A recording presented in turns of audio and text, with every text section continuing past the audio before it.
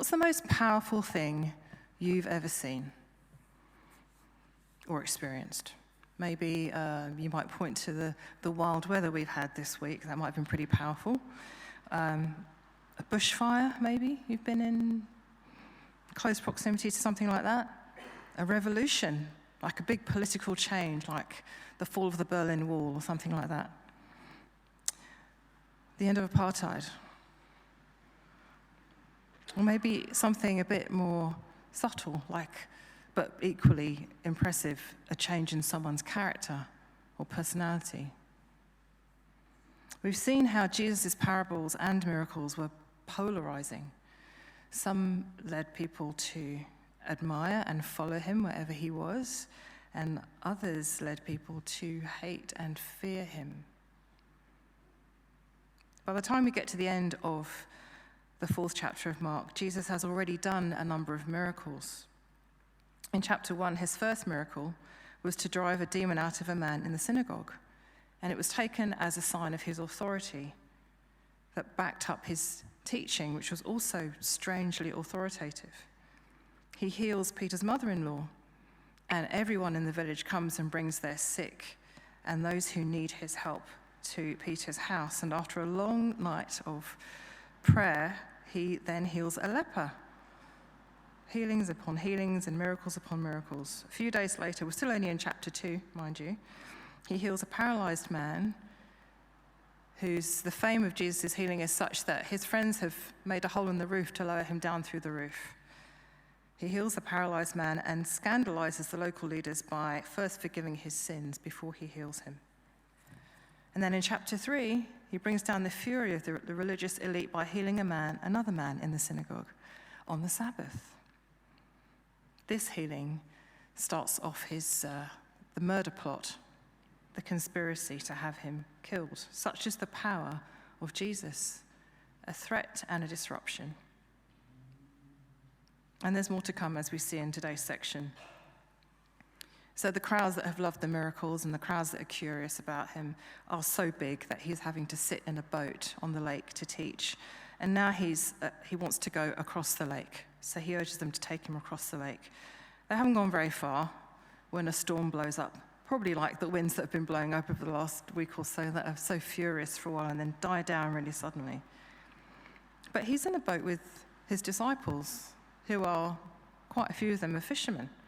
They should be used to this kind of thing, surely, but they're terrified. They're scared of the storm because they're aware of the power of nature. But Jesus is not afraid. He's at peace, resting on a cushion, asleep. One of the commentators that I read said that where he was sitting was actually where the pilot of the boat should have been sitting. So perhaps that was why they were afraid, because they couldn't actually get to where they needed to move the boat out of danger. So he's asleep peacefully until they wake him up and rebuke him. Hey, can't you see what's going on? Don't you care if we drown? Might seem like a stupid thing to say to Jesus, hey? But before we pass judgment on these disciples, let's just pause and ask, have we ever turned on God in a difficult time and asked him, what are you playing at? Can't you see I'm drowning? Perhaps not in these exact words, but something close. Where are you, God, in my storm, you might have asked. Perhaps we've come close to questioning where God's love is for us at times. It doesn't seem fair sometimes, especially when we know that God is with us.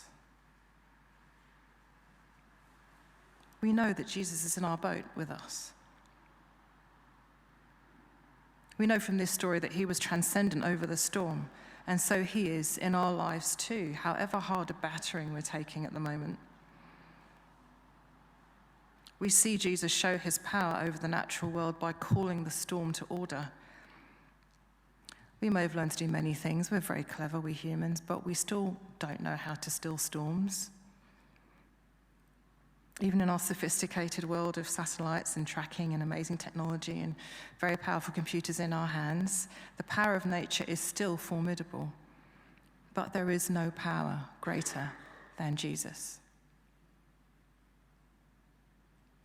So he speaks to the storm and it dies away. And their fear of the storm is replaced, quite rightly, with a fear of God. Who is this? They ask. Even the wind and the waves obey him.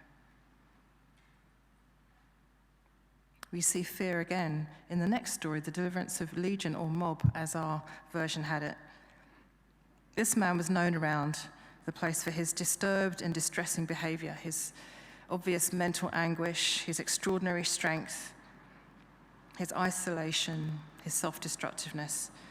We might easily recognize this in our day as symptoms of chronic mental illness, and many will choose or feel comfortable conflating demonic activity with mental illness. That's just what they called it those days. I don't have time to unpack this here, but I think it can be misleading to conflate the two. Demonic oppression is alive and well, and it's a separate thing from mental illness. Whatever this man's anguish, he was compelled to move towards Jesus for help. Interestingly, the disciples may have asked, "Who is this?" But the spirits driving this poor victim knew exactly who he was. As the man falls on his knees, the demons address the one they recognize in verse 7 of chapter 5. They address him as Jesus, the Son of the Most High God. And they ask not to be tortured in Jesus' name. They're fully aware of how powerful he is. And so Jesus directs them elsewhere, into the pigs grazing on the hillside. Very disruptive, to put it mildly. But it's not the pigs rushing down the slope that spooks people. It's seeing the victim now dressed and in his right mind. A complete change in a person's character, demeanor. That makes them afraid. Look with me at verse 17. They plead with Jesus to leave their region. Notice they don't go and find their sick or they're mentally disturbed or they're demon-possessed for Jesus to heal them. They just want him gone. This kind of power is really disruptive. The man himself is the sign of Jesus' power. This changed man is the most frightening thing about this whole scenario. A man who will go back to his community on Jesus' instructions and tell them all the good things that God has done for him. The power of demons is real, but there is no power greater than Jesus.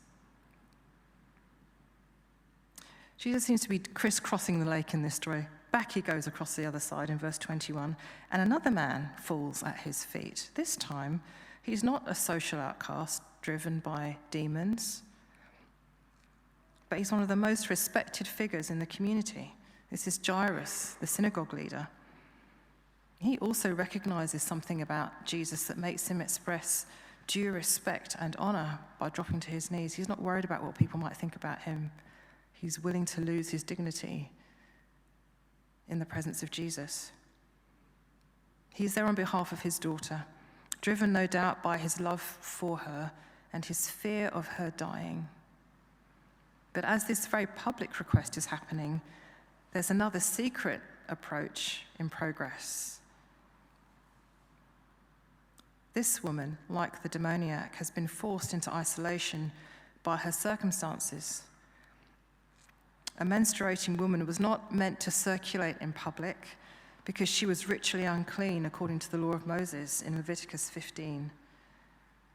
And so she would have been excluded from public worship and most public places for all the years that she had been bleeding.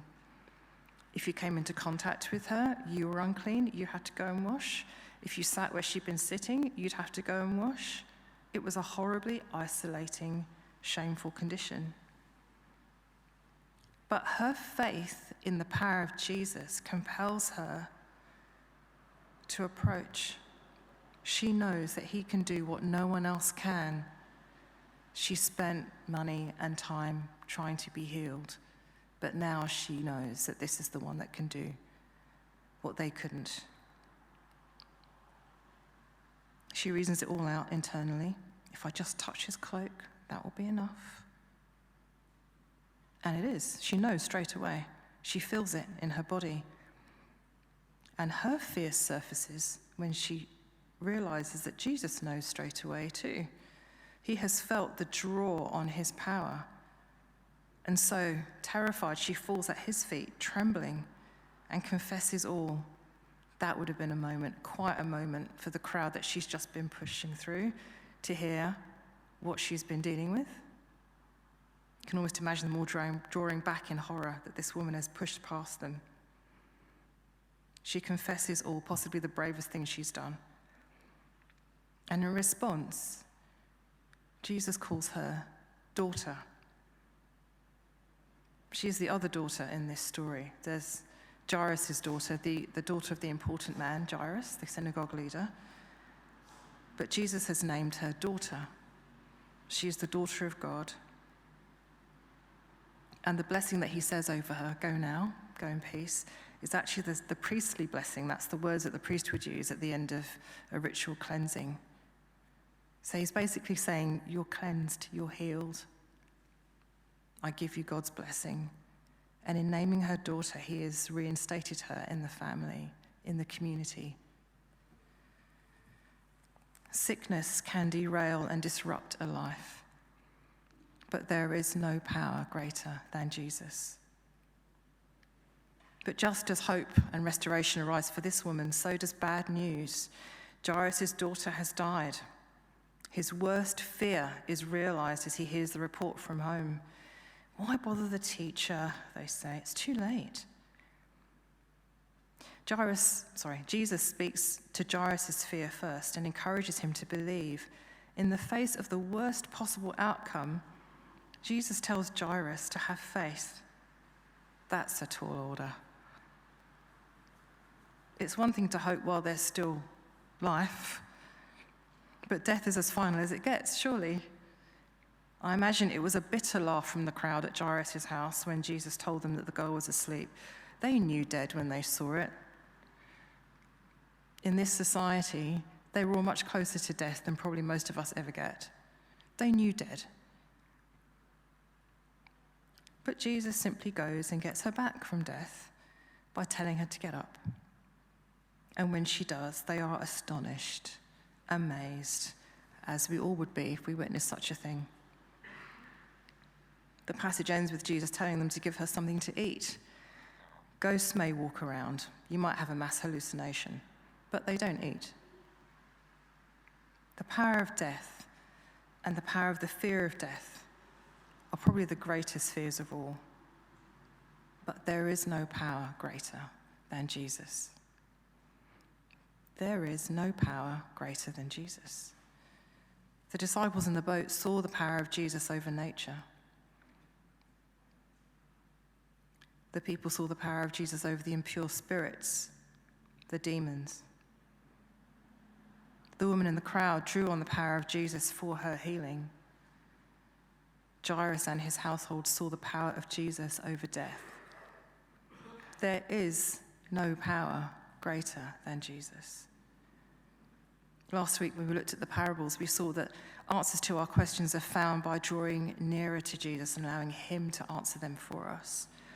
And I hope that today you can see that healing and rescue and help are also found by drawing near to Jesus, the source of the greatest power, the highest authority that exists.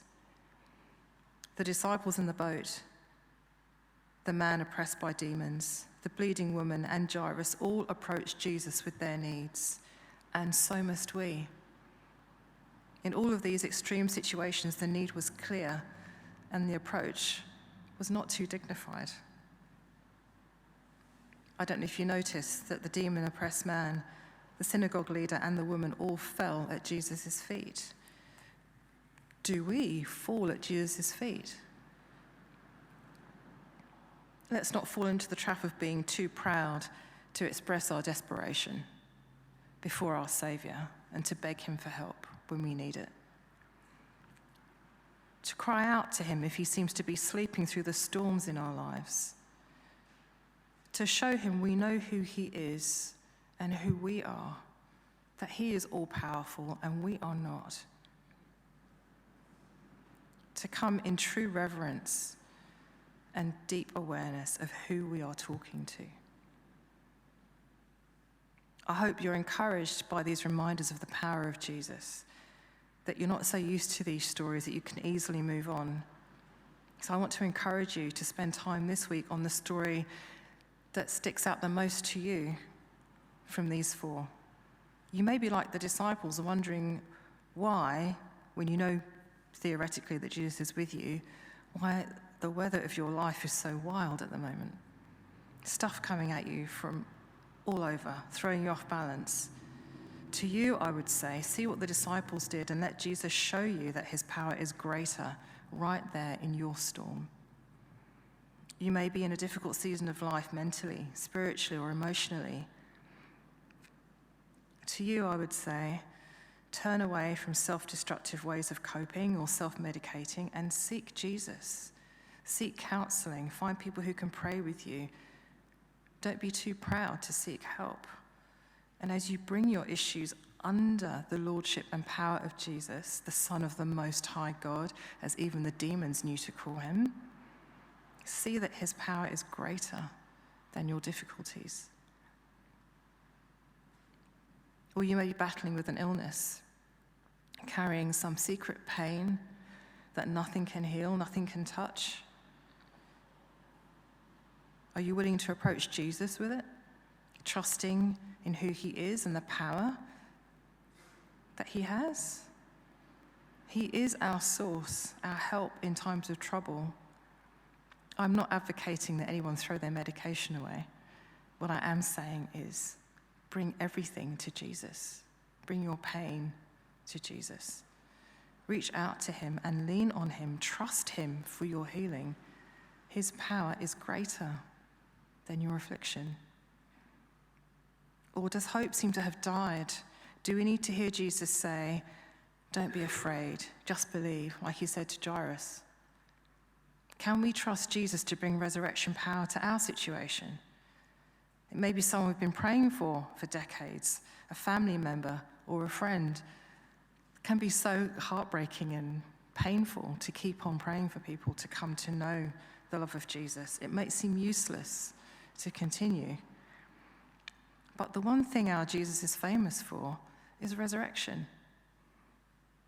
Jairus could have listened to his household and not let Jesus go back to his house and gone back and grieved privately and decided it was a wasted journey. But he wouldn't have seen his daughter alive again, let alone be trying to find her a snack. There is no power greater than Jesus. I have no doubt that all of you here in different ways are living testimonies to the power of Jesus. You will all have a story. You will all have something that you will have gone to Jesus for. Otherwise, you wouldn't be sitting here today.